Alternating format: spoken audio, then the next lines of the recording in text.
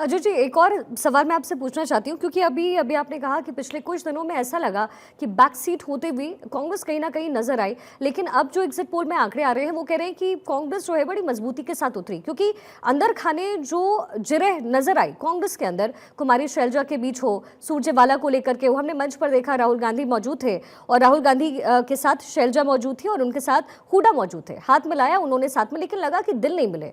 तो फिर बीजेपी कहीं ना कहीं आश्वस्त हुई कि चले कहीं ना कहीं थोड़ा सा नुकसान तो इस पे कांग्रेस को होगा, लेकिन आंकड़े जो कह रहे हैं वो ये कह रहे हैं कि तैयारी कांग्रेस की पहले से पूरी थी। इसमें कहीं कोई शक नहीं है कि जरा सा संशय हो रहा था दलित वोट के विभाजन को लेकर, क्योंकि कुमारी शैलजा ने इस बात को सबके सामने स्पष्ट तौर से रखा था कि वो मुख्यमंत्री के उम्मीदवार के तौर पर अपने आप को प्रस्तुत करना चाहती हैं। अब इसमें किसी को बहुत ज्यादा संशय इसलिए नहीं होना चाहिए क्योंकि अभी अगर आपने खबरें देखी होंगी तो सोनिया गांधी की मुलाकात कुमारी शैलजा से हुई है। इसके ठीक पहले भारतीय जनता पार्टी के तरफ से चारा डालने की पूरी कोशिश की गई थी और वो जो चारा था वो सामने वाला कितना पकड़ता है ये भी तो देखने वाली बात है। कुमारी शैलजा का पूरा अस्तित्व हमेशा कांग्रेस के साथ रहा है। दलितों का और दलित समाज का हरियाणा में मुख्यतः रुझान कांग्रेस के प्रति रहा है। अगर आप भारतीय जनता पार्टी के पक्ष के वेव 2014 को छोड़ दें तो 2019 में और उसके बाद अभी 2024 के लोकसभा के चुनाव में। अजय जी, मैं वापस आती हूँ आपके पास। भूपेंद्र सिंह हुड्डा इस समय क्या कह रहे हैं, जरा सुनिए। सवाल का बार बार आप लोगों का काम ये है, सवाल ये है कांग्रेस की पद्धति है एमएलए बनेंगे, उनसे उनकी राय जाने जाएगी, हाईकमांड फैसला करेंगे, जो भी फैसला करेंगे मंजूर होगा। शैलजा जी भी अलग सबका अधिकार है, आप भी उम्मीदवार हो सकते, कोई ये थोड़ा है। आप भी अपना put your hat, who say no, this is democracy, everybody should aspire, और जितने ज्यादा उम्मीदवार होंगे इसका मतलब उतनी कांग्रेस पार्टी मजबूत है। आपको लगता है शैलजा जी का भी अधिकार है? क्यों नहीं है, क्यों नहीं है, हमारी सीनियर लीडर है वो, क्यों नहीं है।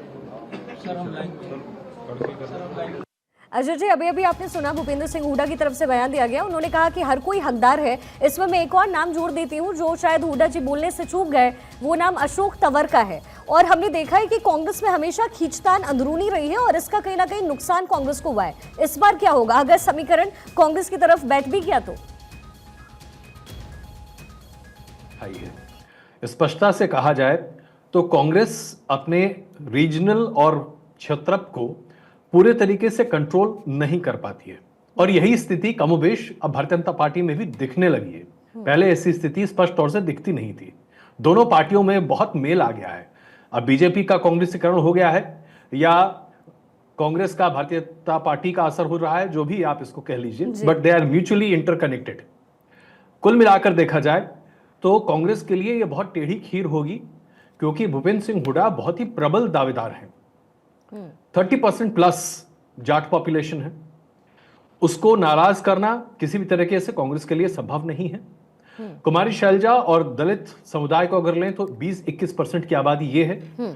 और ध्यान रखना चाहिए हम इस बात को लेकर कि कांग्रेस पार्टी चाहती है कि वो अपने आप को पिछड़ों के प्रतिनिधि के तौर पर पूरे देश में प्रस्तुत करे। यह बात हरियाणा पर भी लागू होती है। और आपने अभी सिर्फ तंवर जी का नाम लिया, यहां पर तो अभी सुरजेवाला साहब भी हैं जी। तो ऐसे कई प्रबल दावेदार हैं, लेकिन सुरजेवाला साहब की पूरी ताकत सिर्फ राहुल गांधी से, उनके करीबियों से आता है और वो अपने क्षेत्र से बाहर बहुत बड़े नेता के तौर पर नहीं उभर पाए, हालांकि उनमें पूरी पोटेंशियल और कैपेबिलिटी है। लेकिन ये अभी जो कॉम्प्रोमाइज होता हुआ दिखेगा, अगर सरकार कांग्रेस की अपने पूर्ण दम बहुमत पर बनती है तो वो कॉम्प्रोमाइज हुड्डा परिवार और कुमारी जी शैलजा के बीच में होगा। अब इसमें कौन ऊपर कौन नीचे, 19-20 कौन होगा ये कहना अभी फिलहाल मुश्किल है। लेकिन इस कॉम्बिनेशन के साथ ही आप कांग्रेस को हरियाणा में देखेंगे, ऐसा मेरा अनुमान है। हो सकता है मैं गलत साबित जी। हालांकि आलाकमान की तरफ से कोशिशें तो यही की गई है कि सब एक मंच पर एक साथ खड़े हुए नजर आए। गेस्ट का बड़ा पैनल एक बार जरा इंट्रोडक्शन कराएं, फिर सवालों का सिलसिला शुरू करेंगे। खेमचंद शर्मा, नेता बीजेपी हमारे साथ, प्रियंका पासवान, नेता कांग्रेस हमारे साथ, वंदना सिन्हा, प्रवक्ता आम आदमी पार्टी, इसके साथ ही राकेश शुक्ला, वरिष्ठ पत्रकार हमारे साथ हैं, परविंदर सेठी, राजनीतिक विश्लेषक भी इस समय हमारे साथ, और सूर्य प्रकाश मैथिल भी हमारे साथ अब थोड़ी देर में जुड़ेंगे। सबसे पहले खेमचंद जी, अभी अभी अजय जी ने जिस बात का जिक्र किया कि बड़ा मुश्किल था इस बार ये जो समीकरण बन रहे थे और बीजेपी की तरफ से जो सोचा गया, खास तौर पर जम्मू कश्मीर में किसी ने 370 को हटाने की बात कही तो किसी ने कहा 370 की बहाली करेंगे। लेकिन इस बार जो जनादेश आएगा वो डिसीजन मेकर होगा, वो फैक्टर होगा जिसको लेकर के कांग्रेस या फिर नेशनल कॉन्फ्रेंस अपने आप को भुनाने की कोशिश कर रही थी। जितनी बार भी वोटिंग सेंटर्स पर हमारी मौजूदगी रही खेमचंद जी, हर किसी ने यही कहा और खास तौर पर एनसी की तरफ से ये कहा गया कि ये लोग यहाँ पर सिर्फ वोट देने नहीं आए हैं, ये फैसला सुनाने आए हैं और जो भी अपने घर से बाहर निकल रहा है वो बीजेपी के लिए फैसला सुना रहा है। नमस्कार, जय हिंद, जय माता की। देखिए, जम्मू कश्मीर की अगर बात करें, जम्मू कश्मीर में मैंने काम किया 2019 इलेक्शन में, वहाँ पे डिजिटल मीडिया का मैंने कैंपेन कोऑर्डिनेट किया था, सपोर्ट किया था इलेक्शन में। तो वहाँ जम्मू रीजन में भारतीय जनता पार्टी पहले से बहुत ज़्यादा अच्छा परफॉर्म करने जा रही है और मेरे को ऐसा लगता है जो हमारे इनपुट्स हैं कि भारतीय जनता पार्टी की सीट 30 से ऊपर वहाँ पे रहेंगी और हम जो हमारा कश्मीर का रीजन है वहाँ से भी कुछ सीटें हम निकालने जा रहे हैं। और आपको एक बात बता दूँ, ये 370 या 35 पे रेफरेंडम नहीं है। 370 हटाने के बाद और 35 हटाने के बाद जो केंद्र की योजनाएं, हमारे जो पूरे देश के कानून है वो जम्मू कश्मीर में लागू। आज पहली बार वहाँ पे इलेक्शन में रिजर्वेशन SC/ST को मिला है और वो आज ST/ST रिजर्वेशन की वजह से वहाँ पे चुनाव लड़ पा रहे हैं और वहाँ पे जीत के आएंगे।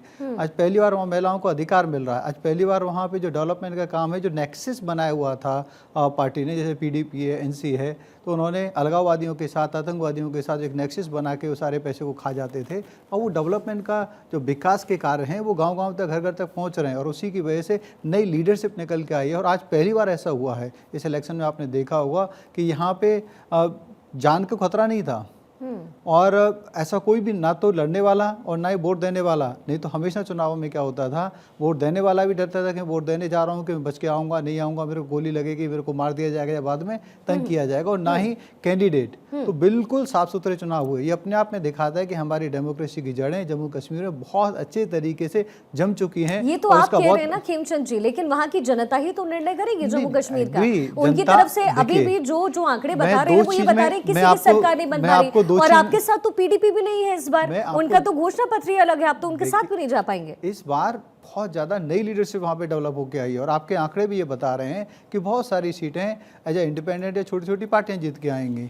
तो बहुत उम्मीद है कि भारतीय जनता पार्टी वहाँ पे लार्जेस्ट पार्टी बन के आएगी और छोटी या फिर इंडिपेंडेंट जो पार्टीज हैं उनके साथ मिल के हम लोग वहाँ पे सरकार बना सकते हैं। और भी आप जब देखेंगे जब रिजल्ट आएंगे, और दूसरा जो 370 और 35 की जो सबसे बड़ी जीत है हटने की, कि वहाँ पे पीसफुल इलेक्शन हुआ, इससे बड़ी और क्या जीत होगी।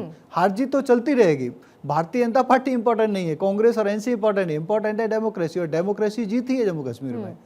वहाँ पे पीसफुली चुनाव होना, ये अपने आप में भारतीय जनता पार्टी और आदरणीय प्राइम मिनिस्टर मोदी जी की बहुत बड़ी जीत है। जब चुनावी मैदान में ग्राउंड जीरो पर, खेमचंद जी आप ठीक कह रहे हैं, प्रियंका जी जब चुनावी मैदान में हम उतरे तो वहाँ की जो जनता है जम्मू कश्मीर की वो ये कहती नजर आई कि क्या फायदा, क्योंकि अगर केंद्र शासित इसे प्रदेश बनाया गया है तो केंद्र शासन करेगी, तो हम वोट दें या ना दें उससे कोई फर्क नहीं पड़ता। और जैसा कि खेमचंद जी ने अभी कहा भी कि निर्दलियों का तो सपोर्ट मिल ही सकता है और सरकार तो बना ही सकते हैं। छोटा सा पॉइंट मैं बता दूं, फिर आप ले लेना, कि केंद्र वहाँ पे शासन नहीं करेगी। हमने स्पष्ट भी किया है और जनता को समझाने के हमने पूरा प्रयास किया है कि जैसे ही वहाँ पे और स्टेबिलिटी आएगी और पूर्ण राज्य का जो पहले स्टेटस था वो स्टेटस भी जम्मू कश्मीर को दिया जाएगा। भारतीय जनता पार्टी ने ये नहीं कहा कि हम पूर्ण राज्य का स्टेटस नहीं देंगे।